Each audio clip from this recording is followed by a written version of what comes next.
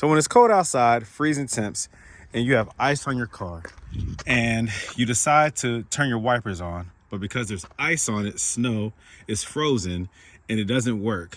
It attempts to work and then it stops. You might wonder, did I just break my motor, my arm, the armature? Is this stripped? Or did you simply just blow a fuse or a relay? Well, on this 2010 GL550, that's what happened to me this morning when I was leaving work. There was ice. It had already been turned on from the morning before, the windshield wiper in the front and also the tailgate wiper. So when I started the car, it tried to turn on. Of course, because it was frozen, it didn't work. After I thawed both the front and the rear, it still didn't work. So what was the issue?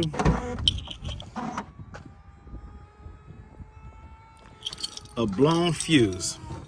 This is where the fuse box is located for the rear, stuff, right? Modules, whatever, SAM unit, all the functions in the rear. You have the rear fuse box located right here. So find out, look at your fuse diagram, figure out what fuse is your tailgate wiper, and find out what it was. It was a 15 amp fuse, located it, and guess what? It was blown. This location was right here.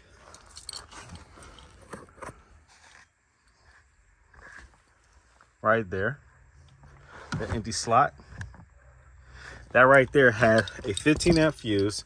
Make sure you replace it with the same amperage, 15 amps. Don't go above, don't go below. If you don't have a 15, at least put a 10 in there temporarily until you can get a 15. Never go above the recommended amperage. Throw that bad boy in there,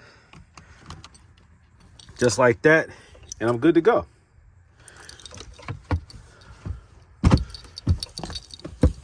Turn this back. If you can't do it with your fingernail, use a flathead screwdriver. In my case, all I had was these pliers, these needle nose, and it works. All right.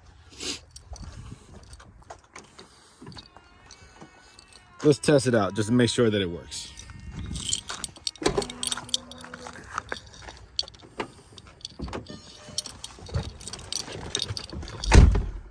Start the car. You can see right there that it's working. Oh, hold on, do that again.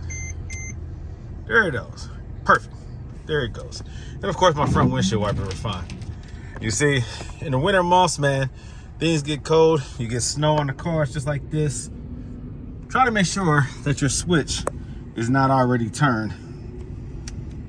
All right, when you start the car, have it in the off position. There you go, I'm sorry. Have it in the off position. Don't have your wipers on either. Make sure that those switches are turned off so that they don't try to turn on and you have issues. I've seen numerous times people have wiper problems because they try to start their cars or activate their wipers while they were frozen. A lot of times people will, let me show you. A lot of times people will just do this when they anticipate snow conditions or freezing conditions. They'll have both wipers sitting up like that. See, I'm a firefighter, so we work 24 hours. So when I'm at the firehouse and I know the snow is coming, I'm coming back outside to my car in the morning with the cars covered in snow. So I usually will raise those up so that that doesn't happen. I don't know if you can do that to the rear. Let me see. I guess you can, yeah. Oh, look at this. I need to get my wiper blade changed out. Look at that. Yeah. So these are things you have to consider, all right? If you have a SUV with a rear wiper, do that. Every car that has front wipers, do that. That's just a recommendation from me, Brandon Green, owner of Autoworks, okay? Just to make your life a little easier during the cold winter months. Oh yeah, and don't make fun of how much stuff I have in the back. This is my work truck, okay?